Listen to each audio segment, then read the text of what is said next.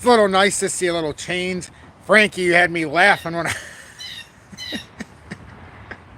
Frankie Fresh, you had me laughing reading that comment before I started. But if you are watching right now, whether you're here, if the live's already started and you're watching this after, or if you're here currently, please make sure to hit that like button. It will allow YouTube to recommend this live. And I think today is the most important day in 2025 for XRP. I think there is no doubt about it, and I'll re-emphasize this. I think it's the most important day for XRP in the calendar year of 2025 right now. It's phenomenal to see our baby DGB, which I upped to 2 million tokens on its drop, is up 8.7%. So I'm feeling pretty darn good about that at this point. I'm not gonna lie. It's one of those starts to the morning where I'm very excited that I'll be here with everybody. Know it's going to take a minute for everybody to get here. I don't know how this looks. Actually, I should probably look at my phone real quick. Frankie Fresh, welcome in. Can we get over $3 this weekend? I wouldn't be looking at $3. I wouldn't be looking at $3, but only because my question would be, can we make a run this weekend, hold and close a weekly candle at the $2.40 level and start pushing to that 265 area? But we're going to get into this. Frankie Fresh, I appreciate you being in Tom Zone for 3+ months with the XP Media along with the Ricci and Defined Group. Love it. You didn't miss anything yet, Defined Group, I promise. Mo, welcome in and thanks for being in Tom's Army for over 1 year with the I Told You So badge. Syrian, good morning and thanks for being in Tom's Army for 6+ months with the XRP Predictor. Absolutely amazing. Plus months with the XRP Predictor. Whoops. Absolutely. Let's see. I want to know real quick, is that better when it looks like that for all of you, or is it better when it looks like this? I often wonder, is this too dark for everybody when I do my lives? Because that's the eye comfort shield, but when I take it off, it does make it brighter. So I'm thinking this way is probably better. I don't know though. Trading with J Ride, thanks for the $10 donation, and also being in Tom's Army for over 3 years with the XRP Diamond Hands badge. But I can't tell if it makes it any different from my end. It makes it a little bit. Yeah, see, I don't think it makes a difference. Good, good, good. What do you think about mining stock, outcrop, silver, and gold? I don't know.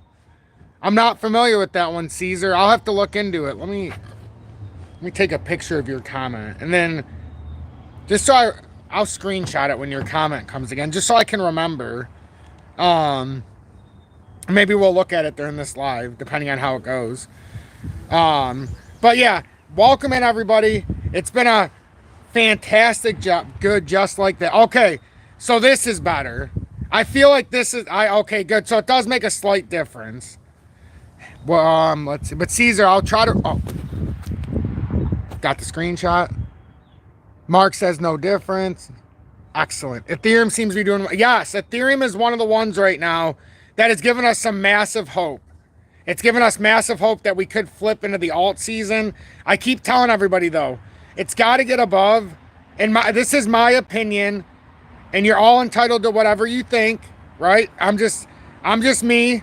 These are just my charts, and this is just what I decipher from them. We had this rising wedge that we fell out of. We knew we were going to have a back test at some point. So this can be, you know, that big pushback up that is the entrapment zone, which we have to get past before we can feel the comfortable, you know, being comfortable that that's not going to trap us. But honestly, you know, it's been spectacular coming up. We need to have a follow through here for Ethereum and get back within that rising area. And then you could say we don't have to come all the way down. Because worst case scenario, we could have come way down. And the beauty of this is we reversed. And thankfully we reversed, because we were getting little dicey.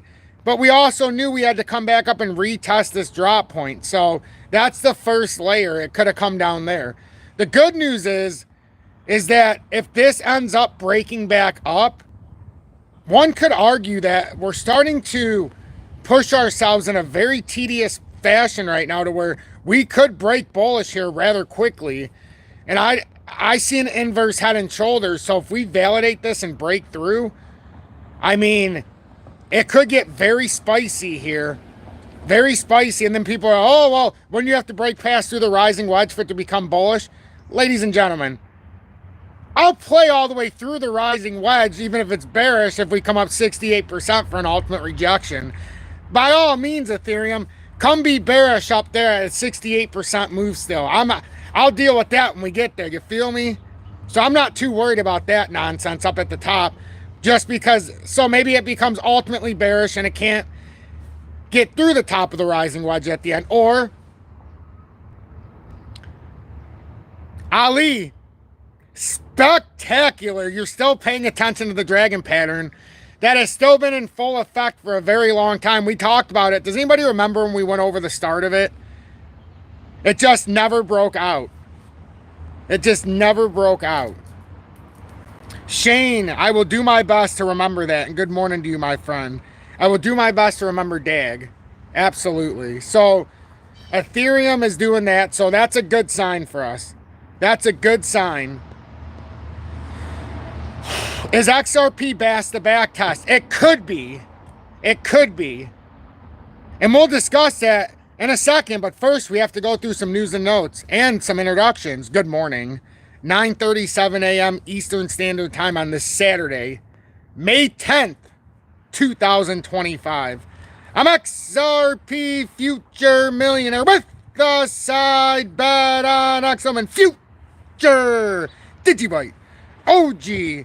And I reside in the great state of Michigan. So I've been getting an early start to my flowers and stuff this year. And I built a little greenhouse yesterday. Took me 7 or 8 hours, but I did it. I want to show you guys it real quick. I won't be able to talk, but I want to show you it real quick. Just very quickly. Actually, I'll just take a picture from the outside, or I'll show you it from the outside. Where the hell is my camera? And then we got to get into some business.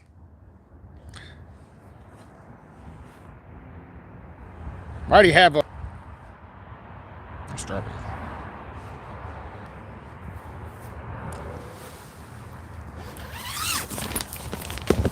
Yeah, there we go.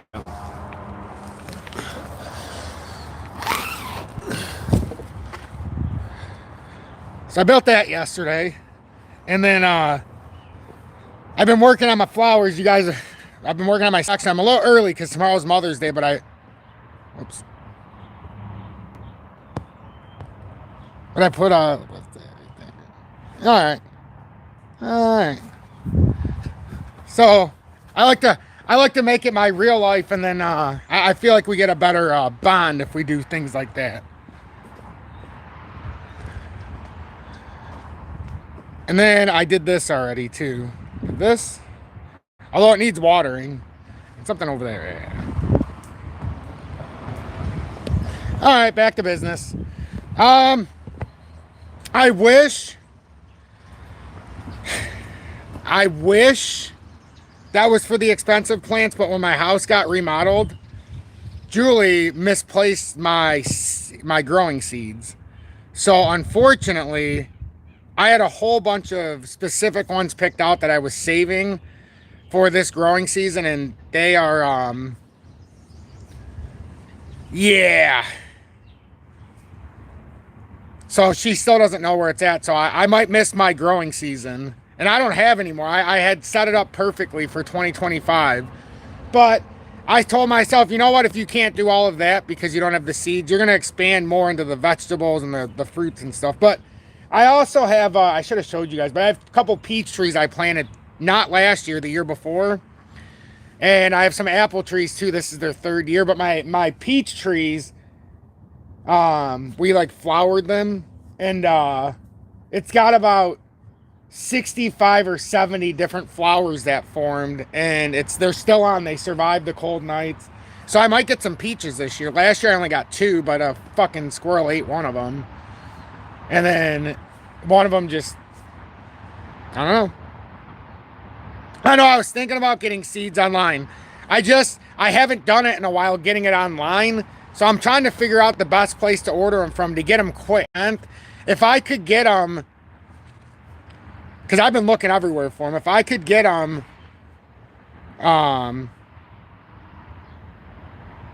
you know. So anyhow, we'll get into it. Jennifer, welcome in. I was hoping you would be in here this morning. I really was. I really, really was. Because DGB's having a little bit of a move here, which is awesome. And I don't know if you know, but I bought another 400,000 DGB when it was, that was the only thing I added to, really. But I moved up from 1.6 million to just over 2 million DGB. So I'm pretty happy about that. You're cleaning stalls, you can listen and can sit and listen. Oh, well, that's good. I'm glad I can help you push the time of cleaning stalls. I'm so sore today. I can't even explain it. I feel like I did a hard day of labor yesterday, which I did. But building that greenhouse thing, holy fuck. That thing's pretty tall too. So it was pretty interesting building it by myself. And then doing the ground underneath. But we got to get to business. I'm in a good mindset mentally. And I keep talking about everything else. But I'm super excited for Mother's Day tomorrow. I always do a lot of stuff.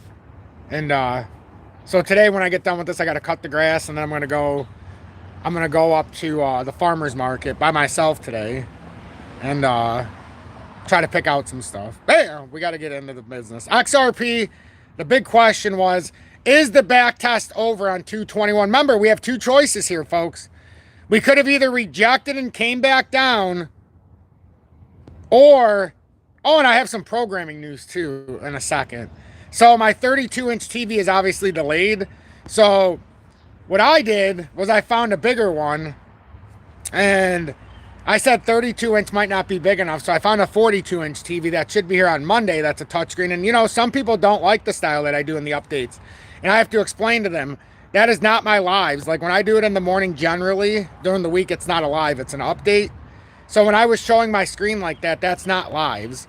And the reason I'm doing that is because I need to innovate myself. You know, I've been doing the same thing for over 4 years. I need to keep it clean, keep it fresh, and keep myself motivated. And by throwing some of the funds back into it, I think it's cool. So I think 42 inches over 32 inches will be much better, personally. And it's on wheels. So there is a chance that I could come outside and do these as well while it's on wheels and be outside, but, you know. But I like the lives like this. So, like, for me personally, the lives aren't changing. I'm not, even if, and I could change it with the other technology, but I like it. No, I don't like the mouse. I like the touchscreen, personally. I don't like the clicking and clacking. But the TV, or the 42-inch that I'm getting, it's fully touchscreen, so I don't have to mirror it from my tablet anymore. So it's going to be that seamless transition that I've always wanted from that perspective. And then one of the biggest innovations I'm going to make for these lives, and it's going to happen sooner rather than later, is that there's going to be a call-in. There's going to be a number where you call in. You're going to be able to hear everybody who calls in. There's going to be one line, so the odds of getting through will be like 0.1%. But that's an innovation that's coming. I'm telling you, that's something that I've been planning for a while, and I've been testing it out. So we'll talk about VeChain. We'll go down the list here. We'll go down the list with VeChain. I own VeChain. I love VeChain, and it's starting to push past a little bit. So we definitely do have to talk about it. So here we go. So $2.40. Big moment here. In my opinion, now that everybody's here, biggest moment of 2025. Biggest moment of 2025. We've been stuck in this consolidation ever since we had retested all-time high area. And that was back in January of this year. So for the last almost 6 months, over 5 months, we've consolidated in this pattern. And the cool thing is we dissected this a long time before it happened. And we said, you know, what if we are in this descending triangle, descending wedge, and then we were way up here still, though. So we were like, if it is, because we were up in here and we were getting rejected, we formed this small pattern, but then we're like, what if, because we went boom, boom, and then it hit the third time here. We didn't know that, though, because it bounced off here and went all the way back to the top. And this was our devil's advocate area of, you can't really buy here or here, until we see if it's actually going to fill here. So once it came down there, we had a proclamation that you can buy here. You're within 10% of the alleged bottom, even if it comes to $1.50 for the FVG. It was within range where you could buy. It had filled it out, and the worst case scenario was you would probably hold here. The good news is it created this inversion. Then we started talking about, okay, well, where's the best opportunity when it created that inverse pattern? Well, it started forming it in here. And this is the beauty of the charts from all the way back. Remember, it formed one of two, remember the very bullish patterns we could form one of two ways. One, it would come down inverse head, and then it bounces here, and this would form the descending formation, and then it would break out, back test, and just move on. And now it's almost over the area of resistance. See how important this is? It's finally playing out. It took some time, but it took one of two mega bullish moves. Now it becomes extremely bullish if it gets over 265, but you can't get there until you break and hold 240. This has been the conversation for months, it feels like. And now we've taken the one of two very bullish routes. Super bullish. Now the question is are we done back testing $2.21? Because if you look at it in reality, have we really back tested it? It doesn't necessarily always have to come all. What the heck is going on with TradingView? It kind of went sideways. Didn't even go to the chart I picked. That's funny. But it doesn't necessarily have to come back. It has to do one of two things, though. This is the mini level, okay? And sometimes when you have these micro levels, when you fill it in just so you can see it like this, resistance, resistance, rejected, resistance. But knowing it was actually resistance over the top, right? Sometimes you don't back test this. I'm just going to be fair warning. Sometimes you shoot past the breakout, and then maybe you come to the 265 and break down, or maybe we come to that 248 resistance area or 252 and back test. But we could shoot through. That's why this is important. There's a flag there that if this pans out, God, I'm so super excited about this live. I can't even explain it. I'm in such a good mood. For how sore my body is, I couldn't be in a better mood today. I've been in such a good mood lately. Like, the positivity over negativity is starting to shine through my life too. And I don't know if anybody remembers about a week ago when I just said I'm tired of the conflict and fighting, and I'm not even gonna acknowledge it. Like, I don't even care to raise my voice in a way like I'm yelling and stuff. So it's been a nice transcending shift so far in 25, at least the last couple weeks. Big time. I feel so good though about it. Can't explain it. But that would be the move. Look at that. That's why I'm so excited. That actually gets us above 265. This could get us to 269. There's a major pivot point at 265. Cat D, thank you for being in town for 3+ months with the XRP Meteor, and also the $20 donation. Holy shit. Excuse me. If Ethereum gains dominance, let me read this comment.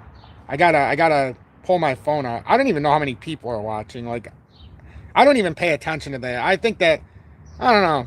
I don't even care about I care about the likes, but I don't know what it is. Can't explain it. Kat said, and thank you, love, so much for that donation and being in Tom's army for over 3 months now with the XP Meteor. If Ethereum gains dominance, will that spark a huge run in altcoins? Probably Solana too at a lesser extent. Good observation with Solana, because absolutely. It's on the same exact pedestal to me. If Ethereum's moving, within about 7 to 10 days, you should get some kind of significant move out of Solana. The other one that generally correlates for some weird reason is MXC, but it takes, like I said, it could take up to a week or two. That's another one that seems to correlate. There's a few of them like Matic and some other ones that tend to, which is now Poly, but they like to run like Doge and things. But yeah, I think Solana would be a good bet. Grow Magnolia, the first sign of spring. Cheer for Communist Canada. We used to be good. Unfortunately, the USA used to be good as well. Now we've got the wool pulled over us, but I'm not going to get into it because I don't want to offend anybody. We have to put $2 and, like, to me, $2.40 is what we need to push past. And then we have to decide this. This is the only way we're going to know. And it sucks, but it's, so are we going to go straight up? And then are we going to consolidate back down and then kind of step up the agenda?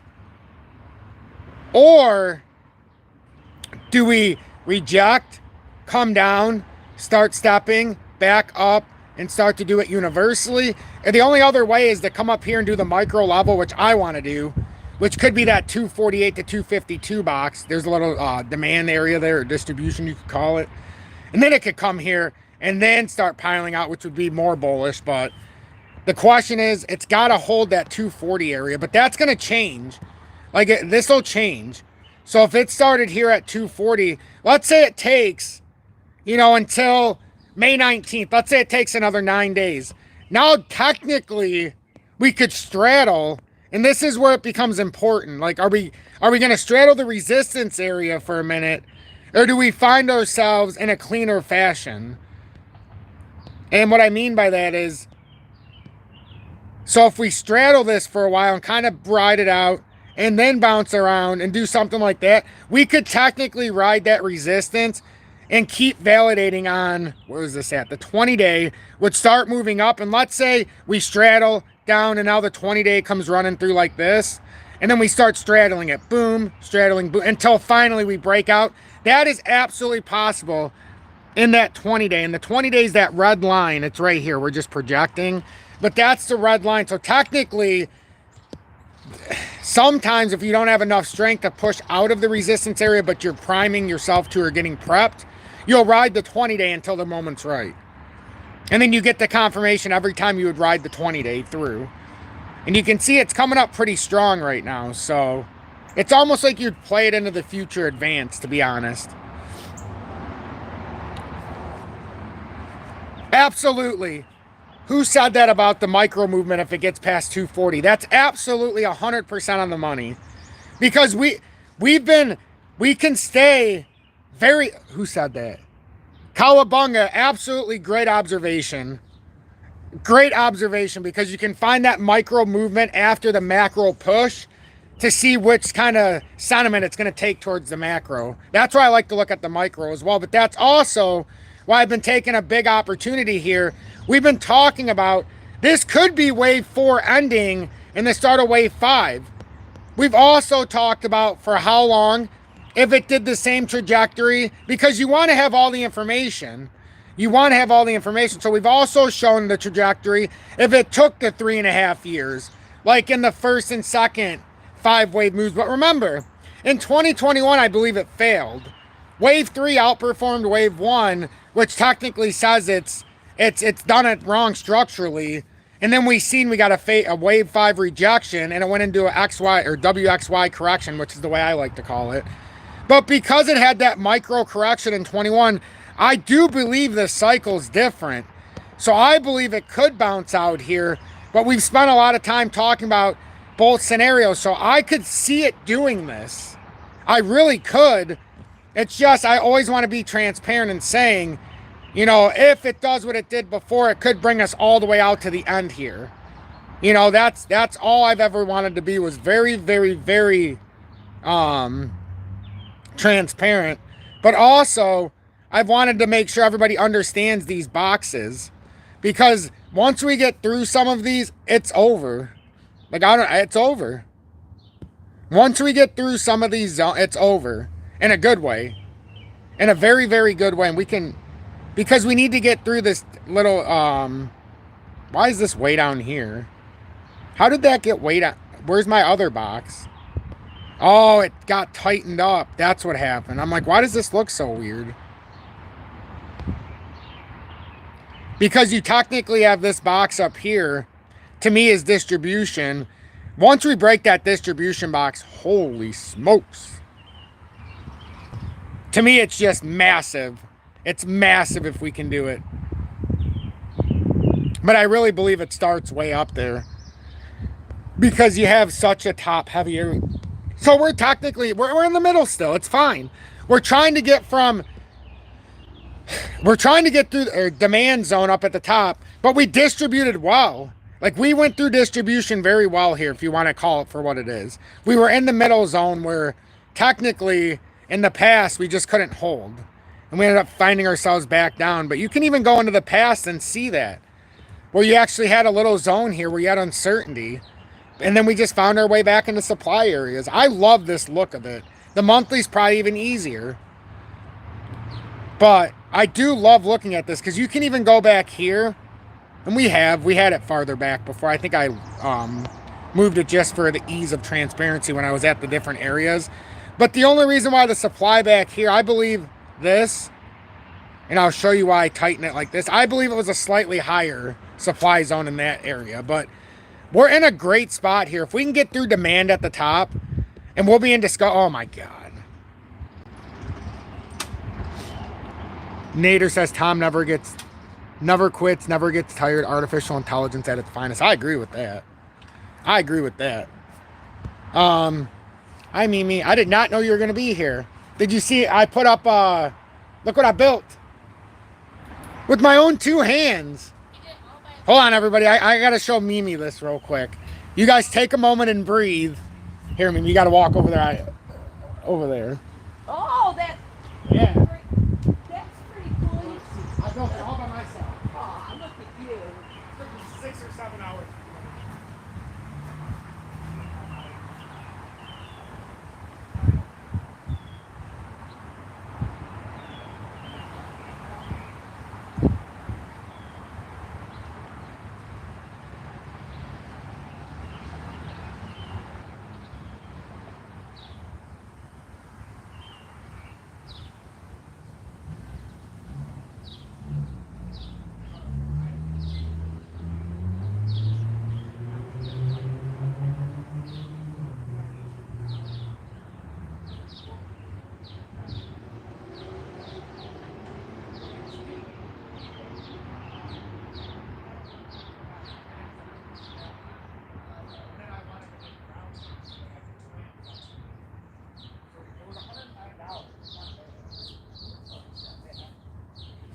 My brother's greenhouse, his was like 10 times bigger than that. I wish mine was 10 But times it was bigger. the same type of material on, yeah. Did it make it through the winters? Oh yeah, he had it for years.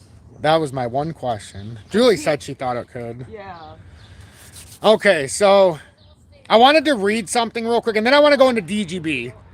DGB is making me rather happy, up 8.89%. And yes, please make sure that that like button, like Jorge said, and thank you for being in Tom's Army for over 6 months with the XP Predictor. I will give an update on VeChain as well, I promise. I gotta stay in rhythm. We're talking about XRP. I gotta get through the XRP stuff first, so I don't forget. And if you're watching, make sure to hit that like button. 160 people watching, 86 likes, about half hour. About 55% likes. It'd be great. So, this is the official document from May 8th. Document number 983. Dear Judge Therese, Plaintiff Securities and Exchange Commission, SEC, and Defendant Ripple Labs, Inc., Ripple, pursuant to Federal Rule of Civil Procedure 62.1, and the settlement agreement attached hereto as Exhibit A, jointly request an indicative ruling as to whether the court would, upon joint motion by said parties, dissolve the injunction and include it in the final judgment in this matter. And this is the SEC actually agreeing, to settle this, and it's going to go in front of the judge. So the order that the escrow account dissolve the injunction included in the final judgment in this matter. Order that the escrow account holding the $125 million civil penalty imposed against Ripple in the final judgment be released and distributed with $50 million paid to the SEC in full satisfaction of that penalty, and the remainder paid to Ripple. And this is from James K. Phelan's official X account, so you don't have to worry about its validity. If the court issues the requested indicative ruling, the SEC and Ripple will move the United States Court of Appeals for the Second Circuit, or will move, pursuant to Fed R blah blah blah, for a limited remand to seek such relief from this court. These steps reflect the settlement agreement reached among the SEC and defendants Ripple, Bradley Garlinghouse, and Christian Larson, collectively the parties. The background: on July 13, 2023, the court issued an order, DKT number 874, the summary judgment order, giving in part and denying in part for parties cross motions for summary judgment. On October 23, 2023, the parties filed a stipulation dismissing with prejudice the SEC's remaining claims against defendants Garlinghouse and Larson that had not been resolved by the summary judgment order. On August 7, 2024, after granting in part and denying in part the SEC's motion for injunctive and financial remedies, the court entered the final judgment against Ripple. That final judgment included an injunction against Ripple violating Section 5 of the Securities Acts of 1933 and imposed a Ripple fine of $125,035,150 civil penalty on on September 4, 2024. The court entered an order staying enforcement of monetary portion of final judgment, providing, among other things, that Ripple would deposit 111% of the amount of the civil penalty into an interest-bearing account in the name of Ripple's counsel. The SEC and Ripple then filed notices of appeal from the final judgment. First on October 2nd, 2024, the SEC filed a notice of appeal. You know, if you were, this just reeks of fucking collusion all over the place. Like, hey, put this money here, you'll only be fined a certain amount, but you'll get it all back in fucking interest later. Like, okay. And not to mention the price has gone up 10x. Those appeals remain pending in the United States Courts of Appeals for the Second Circuit. The SEC filed its opening brief on January 15, 2025, listing Ripple as an appellee, cross-appellant, and Garlinghouse and Larson as appellees. Were due to file their initial briefs. The parties moved to hold the appeals in ambiance to allow time for SEC staff to obtain approval of the agreement in principle to resolve the litigation, for the parties to seek an indicative ruling for the court on April 16, 2025. The Court of Appeals granted the parties' motion and held the appeals in ambiance with the SEC to file a status report within 60 days. Wow, this has everything. Well, I guess we'll... So the settlement agreement, the parties engaged in a good faith negotiation resolving this litigation in its entirety.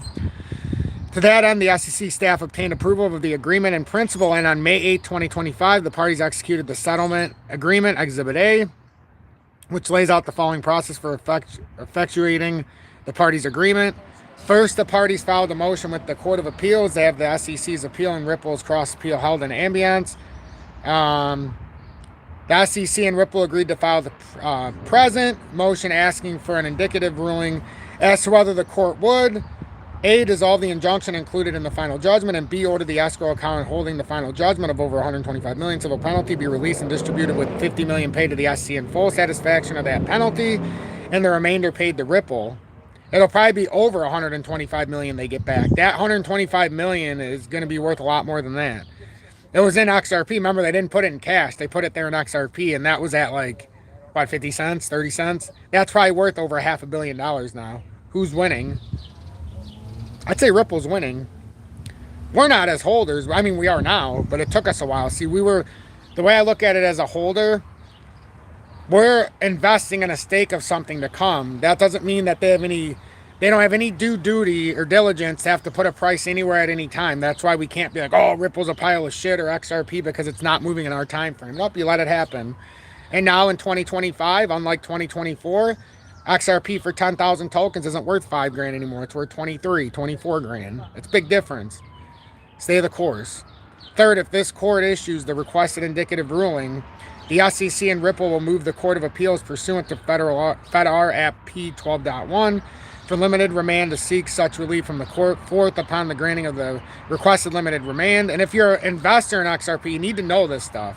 You need to know what's coming and what this entails. So the SEC and Ripple will file a motion with this court requesting the relief described above.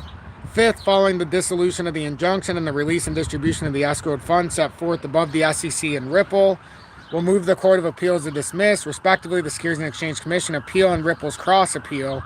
Further, the settlement agreement provides that the parties agree they will not seek to vacate or amend any part of the court summary judgment order. Approval of a settlement in an SEC enforcement case is appropriate where the settlement is fair and reasonable, with the additional requirements that the public interest would not be disturbed in the event that the settlement includes injunctive relief. Factors to be considered include the basic legality of settlement, whether the terms of the settlement, including its enforcement mechanism, are clear, whether the settlement reflects a resolution of the actual claims in the complaint, and whether the settlement is tainted by improper collusion or corruption of some kind. Absent a substantial basis in the record For concluding that the proposed settlement does not meet these requirements, the district court is required to enter the order. The settlement agreement satisfies each of these factors. It is legal because the $50 million civil penalty that will remain against Ripple is expressly authorized by statute. Likewise, there is no ambiguity as to the settlement agreement terms and enforcement mechanism.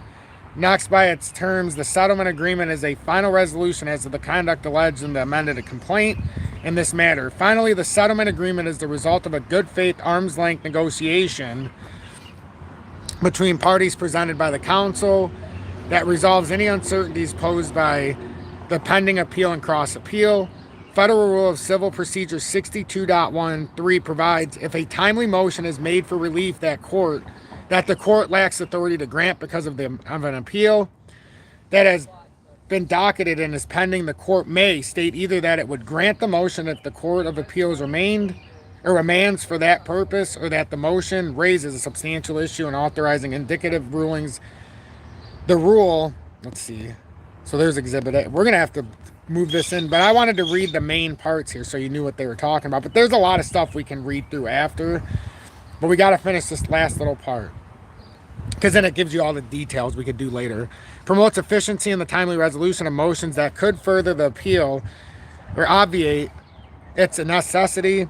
Given the strong and long-standing public policy in favor for settlement of disputes, district courts routinely issue Rule 62.1 indicative ruling stating that blah, blah, blah. This includes indicative ruling where the settlement was contingent on a vacating of a judgment, granting motion for indicative ruling, blah, blah, blah, blah, blah, blah, blah, blah, blah. As in the above decisions, the court could or should grant the SEC and Ripple's joint motion and issue an indicative ruling that the court would, upon said party's motion, dissolve the injunction currently in place against Ripple in order the escrowed funds be distributed per the settlement agreement, $50 million to the SEC and the remainder to Ripple. Doing so would promote efficiency in the policy favoring settlements and would obviate the need for additional litigation in this court and the Court of Appeals. So, interesting stuff there for sure. XRP remains at $2.41. I'm going to have to wrap this up soon because I didn't know Mimi was going to be here to go to the farmer's market, and she has a wedding to go to later, so we're pressed for time. So I want to go through DGB and look at VeChain as well. If I had to guess, I'm going to do something later as well. I have a lot of stuff to talk about. I think this was a good way to get us, going in the morning, but I definitely have a lot of stuff to talk about. But DGB came back up after the drop. Remember I said if I wasn't on Crypto.com, I would have sold DGB right here on the rejection and bought it back at the support down here. Well, I didn't get that option because I don't like to sell on Crypto.com just about. I'm going to look at VeChain before I leave, I promise. But I didn't get that option, so when it came down, I ended up just buying 400,000 more DGB. It was like $4,000 almost more. I think it was over 4. And now I have 2 million DGB, so, that's it's a very interesting thing with this move back up. And now we're on top of that rising wedge breakdown. This is what we need to see happen with Ethereum and then come through. And now we need to break the first resistance at 1115 or 1112, let's just say. And then we got a big pivot layer. That's this resistance that was formed over the top. And if you can get over this at 122, you're going to end up coming all the way up to that 1.5. And then we're going to have some noise. Actually, a little bit higher. And then we're going to have noise. But that's a big move from here. Because that would get us over these very big resistance. And you're talking a 40. If it moves 45% from right over the top, you start talking. That's like a $13,000 move. Or $12,000 move for me if it ends up going just there. Like, this whole thing, it's pretty scary with DGB how much value I actually have in it. I have a lot of stock in DGB because I think it's going to outperform. So instead of buying a bunch of HBAR, which I still may kick myself later, I ended up putting all that money from the big profit that I had into DGB. And I know this is on a big inverse head and shoulders, and it's going to come right up to 30 cents here in a very short amount of time. So it's one of those debilitating things. So, like, sometimes you have to make a rash decision, and I decided to go very heavy into something. And because more mainstream talks about HBAR, I felt comfortable going in my own way with DGB, knowing what I know. VeChain's up 2.3%. It's been ages since it was over 3 cents, it feels like. And it's holding it pretty steady. It's come all the way from the bottom And now, I mean, it's in that buy area, but once it breaks to the top and it gets over that 5 cent, I mean, this is the buy zone if it holds and is meant to break out. You want to be as close to the lower support. So some would say, Tom, did I miss VeChain? Absolutely not. In fact, you're only about 37% or so off of that move, which has a much larger move in stake, you know, in store. And like, what I would suggest, if you're concerned you didn't get VeChain, take a serious look at ZIL. Take a serious look at ZIL, because I'm seriously looking at buying like another 100,000 ZIL. So just take a serious look there as well. But VeChain, it's absolutely moving up the way it needs to. We've broke past the weekly resistance on the 20 days, so that's a great sign. And right now, I mean, we're top heavy. Coming through this little cup that we have right here, and we're on top of it. So if we hold 3 cents, that's a huge signal. 200-day resistance as well. We're trying to push past engulfing candle in the daily. Inverse head and shoulders, trying to bounce up off the inverse right shoulder. Invalidating what was trying to set up as a big death cross here.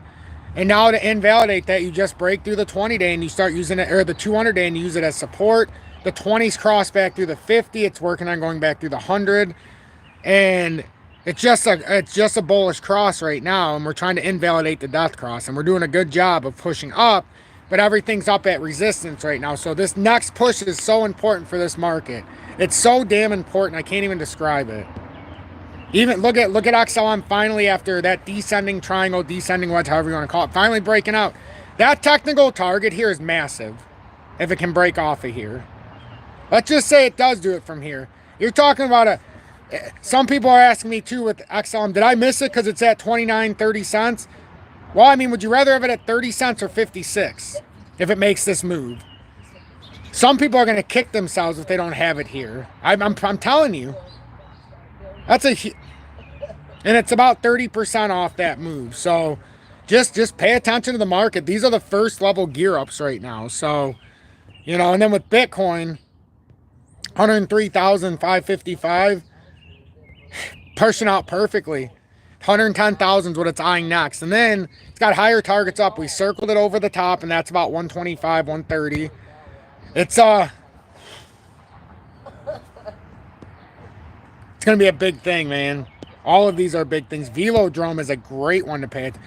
Which one's behind? Is Velo behind VeChain right now? Velodrome? Just out of curiosity, is that behind Velo and VeChain right now? Just out of curiosity.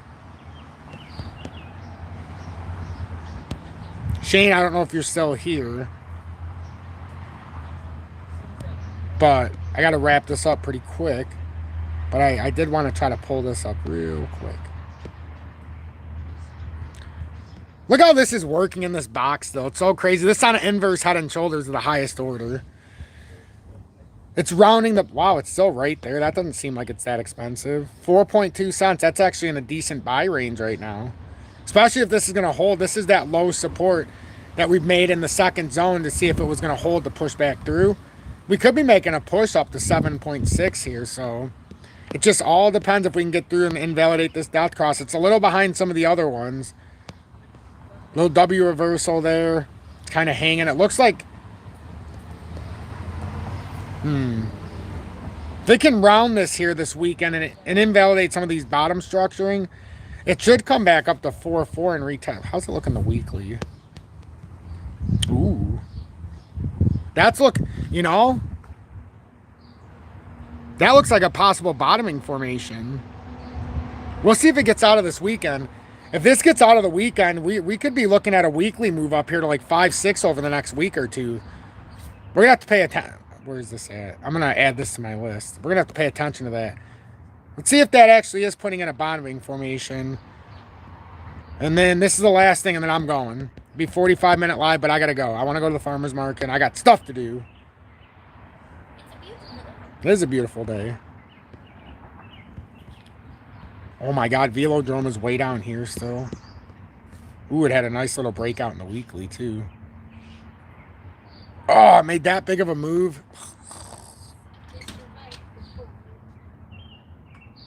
Holy hell. That's definitely a weekly reversal. For sure, to the top side. ZBCN. It's making noise. It never came all the, well, I mean, it came down there initially, but it never back tested it a second time. Volume is to be desired right now on the weekend. But I'm not convinced ZBCN doesn't still come back down here like we want. I'm not convinced. Maybe it does create a higher inverse head and shoulders on the top. But I don't know. We'll see, because that's an engulfing to the downside. So I'm not convinced it's not going to do what we said still. But I do have to go. I'll continue this. I'm going to do more later. I just have to go. MXC is down 1.76%. It looks like it's starting to round. But, you know, it could come farther down. But it does look like we're starting a bottoming formation. I continue to pile in. I think I have 2.6 million now of MXC. So, token-wise. But it definitely looks like it's trying. That looks like an inverted hammer. We'll see how this pans out the next couple hours. But I'll update more on this as well when I come back. There's so much I want to talk about with so little time. So little time. But have a blessed one, everybody. I do have to go. Otherwise, I won't be able to go. Stay blessed, everybody. And don't forget to give thanks to your Lord and Savior, Jesus Christ. Thanks for spending some of this Saturday